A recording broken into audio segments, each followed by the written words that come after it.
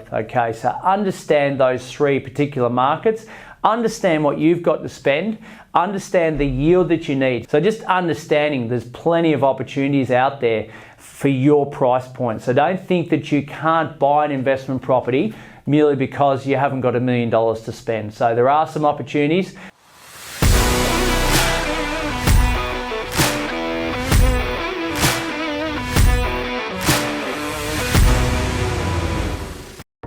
So, been a fair bit of commentary in the media lately about the regional markets and what's happening in those regional centres, and slight retraction in property prices over the last few months, as has been the major cities around the country as well.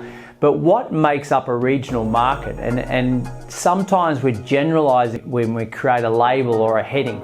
So let's look at, I think, three types of regional markets.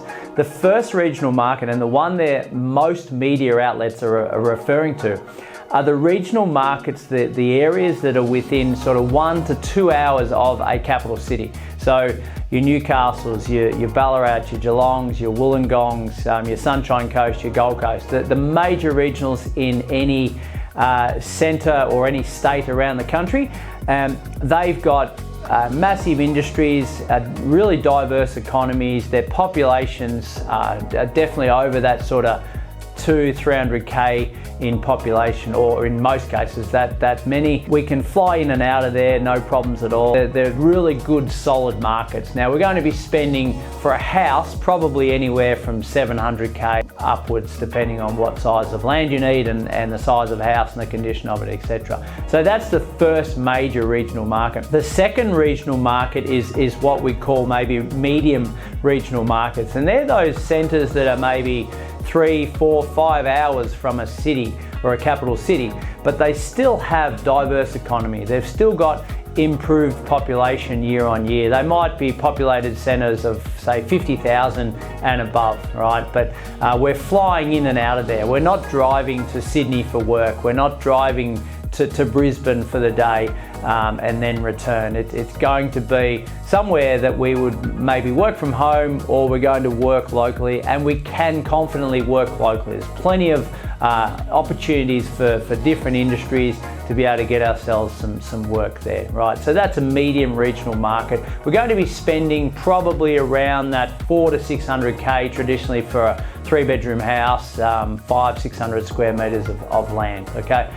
And then we've got a smaller regional market. Now this is the one that changes a little bit in its, I suppose, its volatility. It's a small regional market that is not single industry, but not far from it. So it might be driven by a major industry such as mining, okay?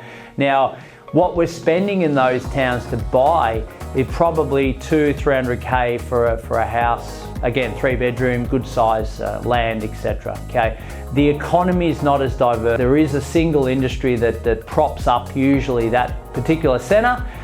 We might be able to fly in and out of there, but less likely.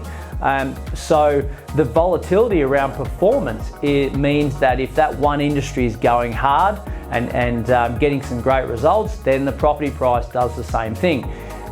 However, on the downside, we can have some sharp declines and years of flat to no growth, okay? So understand those three particular markets, understand what you've got to spend, understand the yield that you need, so the cash flow from that particular property per annum, and also understand the strategy that you want to implement. Is it a long-term buy and hold, or is it a reno flip, let's get out of there? And then last of all, is, well, what's my risk profile? Am I happy to go into these more volatile properties or locations, taking the highs and the lows?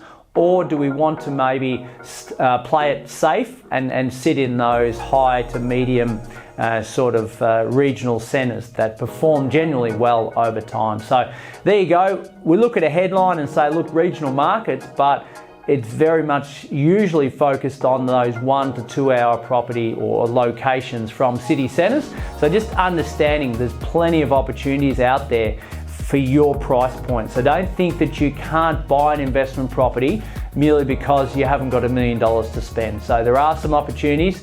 We're on the ground in many of these locations on a daily basis. We know which ones to go to, which ones to steer clear of. So if you need any advice on that, just sing out.